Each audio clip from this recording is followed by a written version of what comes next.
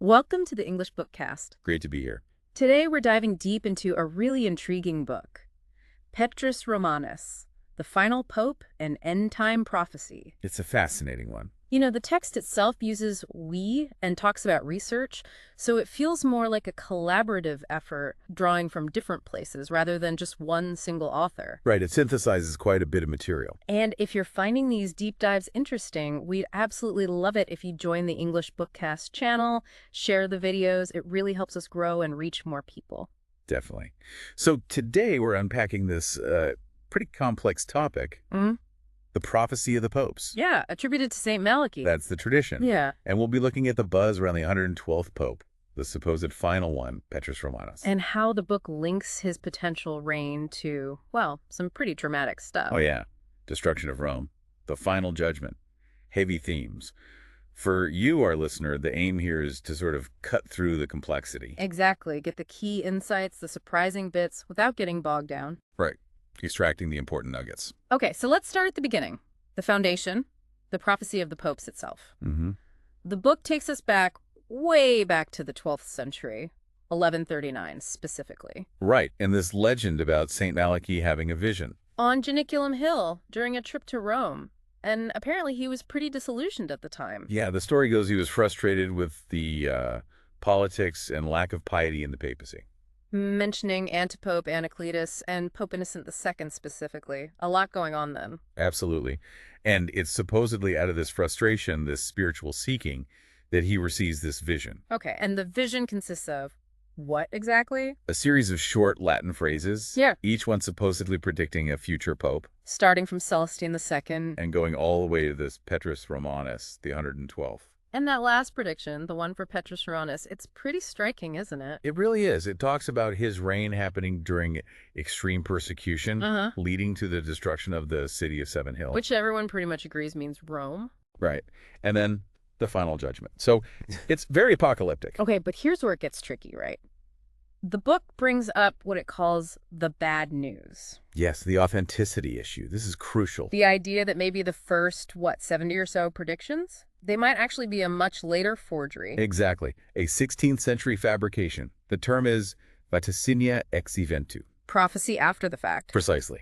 Because the first time this prophecy actually appears in print is 1595. In Arnold de Wyan's Lignum Vitae, that's like 450 years after Malachy? It's a huge gap, which obviously raises serious doubts about those early predictions matching popes who lived before 1595. So was the whole thing just made up in the 16th century? Well, that's the big question. The book discusses theories, like maybe there was an older, shorter original that got altered or added to. Right. And it even hints at possible Vatican politics being involved, maybe connected to Cardinal Simon Shelley's failed attempts to become pope around that time. Trying to give his candidacy some prophetic weight, perhaps. It's a possibility. Manipulating documents for political gain wasn't exactly unheard of back then. Think of the donation of Constantine. True. Okay, so that's the bad news, the skepticism. But then the book presents the good news. Right. Despite the serious questions about the early part, the book argues that the predictions after 1595 are astonishingly accurate. How accurate? Well, they claim 111 out of the remaining 112 have been fulfilled, and with increasing precision as history gets closer to our time. Wow, that's quite a claim. It is. And they mention John Hogue, who's known for work on Nostradamus, and his research supporting the Malachy prophecy's significance, especially the later parts. So some serious scholars take the post-1595 prophecies seriously. According to this book, yes. But then there's another angle they bring in, which is really interesting. It involves looking beyond just interpreting the Latin phrases literally. A Jesuit priest, René Thibault. What was his idea? He suggested, back in the mid-20th century, that there might be a hidden chronological code, not in the words, but in the timing. A code based on papal reigns. Exactly. He calculated the average length of a papacy, which turned out to be around 11 years, historically. Okay. Then he took 40 popes, a significant chunk from the sequence after the questionable early ones, starting around 1572, where things seem more solid. Right. 40 popes times 11 years. Is 440 years. Add that to 1572. And you get 2012. Bingo. And the book points out, kind of eerily, that this 11-year average held remarkably steady right up until John Paul II, which is unusual. Huh. 2012, that date looms large in a lot of end times thinking. It does. Now, the book is careful, acknowledging that date setting through prophecy usually doesn't pan out well. Yeah, that's generally true. But it highlights that Phibo himself, back in 1951, apparently set 2012 as a kind of watchword based on this calculation. So the authors of this book seem to lean into Phibo's calculation. They definitely give it weight, yes. It shifts the focus a bit from just Malachy's verses to this mathematical projection that seemed to line up. Makes you wonder if there's something else going on beneath the surface of those Latin lines. Exactly. It adds another layer of complexity. Okay, so let's shift gears a bit. The book moves into interpretations and connections, starting with the City of Seven Hills. Rome. Right, and connecting it to the Book of Revelation. Chapter 17, yes. The vision of the woman riding the scarlet beast. Mystery, Babylon the Great. That's the one. And the book points out the parallels. Revelation mentions 7 mountains where the woman sits. Like Rome's 7 hills. Precisely.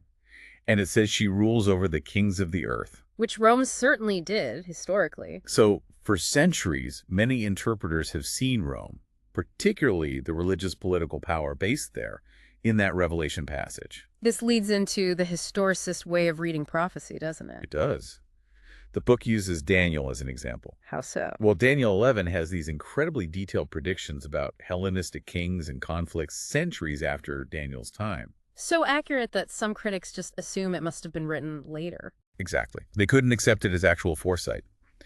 The book also mentions E.B. Elliot's massive work, Horae Apocalypticae. Right, a cornerstone of historicist interpretation. Yeah, mapping Revelation onto specific historical events through the centuries. And if you're applying that historicist lens, the concept of the Antichrist comes up quite prominently. Absolutely. The book looks at John's definition in his letters. Denying the Father and the Son. Right. But John also talks about many antichrists already present, alongside the Antichrist to come. And historically, particularly during the Reformation. Many Protestants, Calvin, Cranmer, Roger Williams, the book mentions, identify the papacy itself, the institution, as the Antichrist predicted in Scripture. Wow, that's a strong claim. The book mentions Cranmer specifically. Yes, it recounts that dramatic scene before his execution, where he recanted his earlier recantations and denounced the Pope as Christ's enemy and the Antichrist. Powerful stuff. Contrasting that with the futurist view, which expects a single, final Antichrist figure often linked to the Jerusalem temple, drawing from 2 Thessalonians. Which brings up that passage about the restrainer, right? Holding back the mystery of lawlessness. Exactly. Who or what is the restrainer? The Holy Spirit. Yeah. Angels. The book explores those ideas. And it connects this mystery of lawlessness back to the early church. Yeah, Paul saying it was already at work. The book suggests it really gained steam with Constantine. How so? Syncretism. Constantine converting, but keeping the pagan title Pontifex Maximus. Blending pagan structures with Christian authority. Creating a kind of hybrid system. That's the implication. Yeah. Opening the door for other influences. And this is where the book gets, well, pretty controversial. Alleged satanic influence within the Vatican itself. Yes, it brings in claims made by the late Father Malachi Martin. Former Jesuit, right. Yeah. Wrote quite a bit about Vatican intrigue. He did. He spoke of surrogates of the Prince of Darkness inside the Vatican. Strong words. Very. The book also mentions a purported secret Masonic group or pact, the Diabolicus. And this is linked to an enthronement of Lucifer. Allegedly, yes. A symbolic ceremony within the Vatican in 1963, supposedly aiming for some kind of demonic entity to eventually embody Petrus Romanus. Wasn't quite something. It also mentions Pope John Paul I. Right, his sudden death. The book touches on the suspicion that it was because he was about to expose Freemasons high up in the Vatican. Connecting these alleged infiltrations to Freemasonry and secret societies more broadly seems to be a key theme. Yes, the book suggests some interpretations see their secret doctrine aiming for a one-world order, a unified global religion. Led by Petrus Romanus and some kind of Luciferian figure. Apollo, Osiris, Nimrod, ancient deities brought back. That's the idea presented. They even quote Manly P. Hall, the esoteric writer, about nations being vehicles for ideal. And they point to symbolism, like at the House of the Temple in D.C. Yeah, the Scottish Rite headquarters. Yeah. The all-seeing eye, Fiat Lux, Ordo Op Chao, standard Masonic symbols. Order out of chaos, let there be light. Right. The book also mentions alleged inscriptions there linking the George Bush family to these sorts of New World Order ideas. Okay, shifting focus slightly but staying with Rome.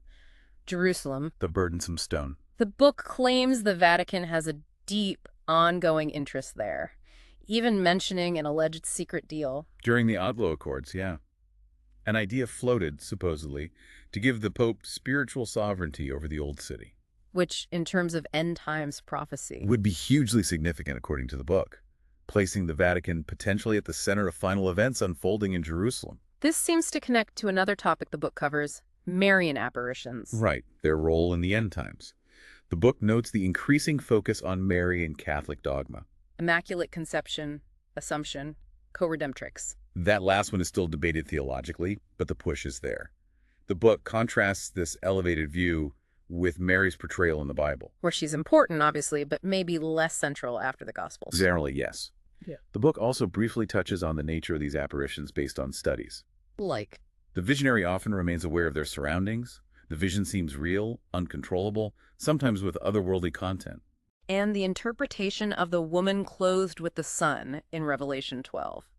The book suggests it's primarily about Israel, the nation, and its persecution throughout history. Linking that persecution historically to Roman Catholicism. Yes, that's the historicist angle presented. Though it does acknowledge the improved Catholic-Jewish relations more recently, despite ongoing theological differences. Okay, back to the bigger picture. The New World Order. A concept with deep roots, the book says, going back to Francis Bacon. But its modern resurgence is linked to figures like George H.W. Bush. His speeches, yeah. Also Tony Blair, Gorbachev, and even Vatican documents calling for some kind of global authority. A world political and financial authority. Right. And the book connects this drive for global governance to dominionism. The idea of Christians establishing God's kingdom on earth through political means. Essentially, yes. And the potential danger, suggested by the authors, is that this could pave the way for the Antichrist. Adding another historical voice, the book brings in Cardinal Manning. Henry Edward Manning, 19th century English cardinal. And his views on Rome's future.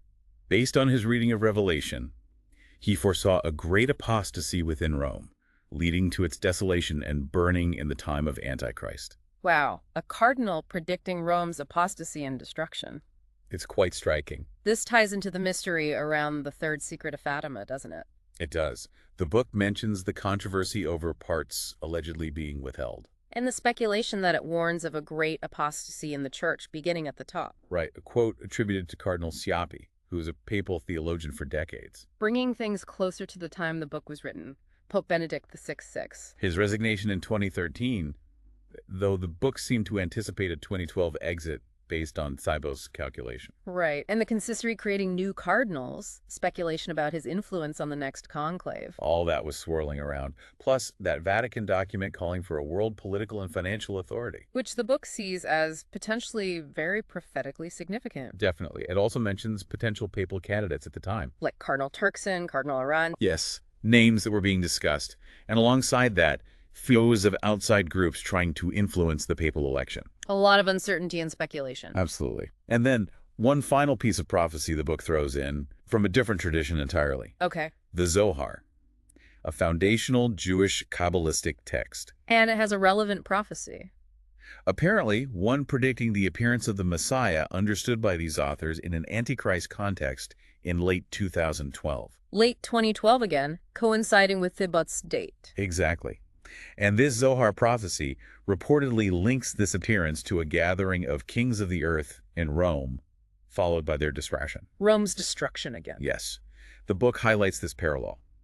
The Zohar predicting Rome's fall during a time of tribulation, and the Malachy prophecy predicting Rome's destruction during the reign of the final Pope, Petrus Romanus. A convergence of prophecies pointing to Rome's dramatic end. That's the picture the book paints. Yes. It's certainly a compelling, if unsettling, convergence. So, as we wrap up this deep dive into Petrus Romanus, the final pope in end-time prophecy, it's been quite a journey. It really has. From the prophecy of the popes itself, its contested history, to all these interpretations connecting it to biblical prophecy, Rome's role, the idea of a final pope. Right. And while specific dates like 2012 came and went differently than some expected, the underlying themes haven't really gone away, have they? Potential upheaval, religious shifts, political realignments. Not at all. Those questions about prophecy, interpretation, and what might be coming next remain very much alive for many people. And hopefully, for you listening, this has given a good, solid overview of this really intricate subject. Yeah, a way to grasp the key arguments and connections without getting completely lost. Making sense of the layers, the history, the theology, the speculation. Which leads us to maybe a final thought for reflection. Go ahead. Given everything we've touched on, the historical claims, the biblical interpretations, even the conspiracy theories, what parts of all this do you find most compelling? Or maybe most concerning? What questions does it spark for your own thinking? Where might you want to dig deeper? Exactly. Food for thought. Well, thank you for joining us for this exploration of Petrus Romanus, the final pope and end-time prophecy, right here on the English BookCast. It's been fascinating. We definitely encourage you to keep exploring these kinds of complex and, let's face it, often mysterious topics with us in future discussions.